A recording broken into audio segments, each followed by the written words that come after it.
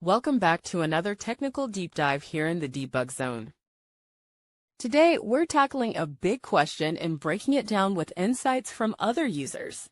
Hopefully, this clears up some misconceptions and helps you get the answer you need.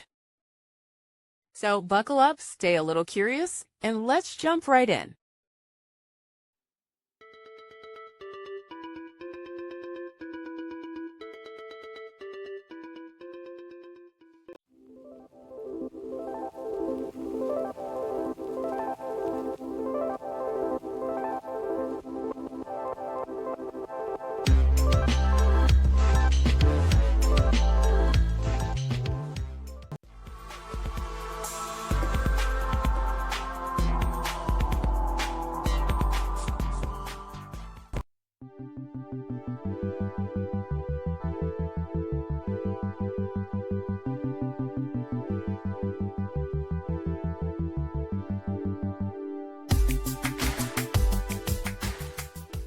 And that's a wrap.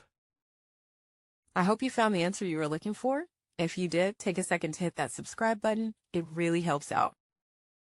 And let me know in the comments which solution worked best for you. See you next time in the debug zone.